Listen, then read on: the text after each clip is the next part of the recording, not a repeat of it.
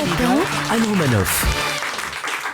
Cette nuit, une fondation américaine a décerné à François Hollande le prix d'homme d'État mondial de l'année. Mais ouais. Homme d'État mondial. Non mais c'est une vraie info, hein. Je suis pas en train de vous annoncer mon canular du jour. Non mais décidément, ces Américains, ils font rien comme nous. Le 20 septembre, ils font le 1er avril. François Hollande, notre François à nous, mais je comprends pas qui étaient les autres candidats. Bachar el-Assad, Vladimir Poutine, Dark Vador, Hannibal Lecter. Non mais François Hollande, homme d'État mondial de l'année. Il faut reconnaître qu'il a mis la France dans un état rarement atteint dans le monde. Ah ça c'est sûr qu'il nous fallait un champion du monde pour arriver à mettre la France dans cet état.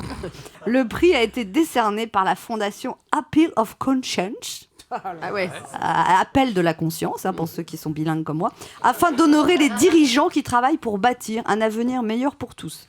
Je trouve que ça convient très bien à François Hollande. Il suffit d'enlever les mots travail, bâtir et avenir meilleur. Non mais il a dû être content, François Hollande. Imaginez le pauvre François avec ses 8% d'intention de vote au premier tour de la présidentielle. Ah, une bonne nouvelle comme ça a dû lui faire chaud au cœur. Peut-être que même pendant une seconde, il a oublié Macron qui l'a trahi, Montebourg qui l'a trahi, Valls qui est en train de se demander quand il va le trahir. Oublier la courbe du chômage qui ne veut pas s'inverser, balayer la menace terroriste, enterrer la ratification de la COP21 qui ne se signe pas. François Hollande est l'homme d'État mondial de l'année.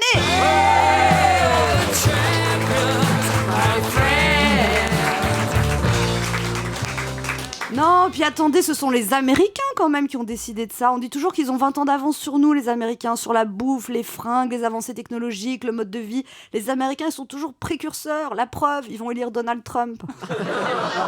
Sinon, 2 idiots se sont vantés d'avoir créé un mouvement de panique samedi au Halles en faisant croire à la police qu'il y avait une prise d'otage dans une église. 2 ados qui ont fait ça juste pour se vanter sur les réseaux sociaux. Ah, j'ai déclenché une fausse alerte terroriste, lol, MDR. 2 ados qui ont effrayé tout le monde, dérangé des forces de l'ordre dans le seul but, je cite, de se taper un délire, en le revendiquant sur leur page Facebook avec autant de fautes d'orthographe que de mots. Alors il paraîtrait aussi que ça c'est une mode qui nous vient des États-Unis, ça s'appelle le swatting.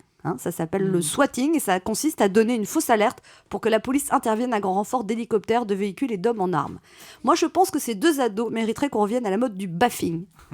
Vous savez, cette mode un peu désuète qui consistait à se prendre 2 baffes dans la gueule quand c'était bien mérité.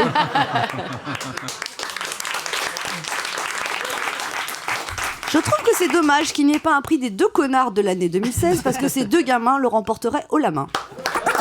Europe 1, midi 30, Anne Romanoff.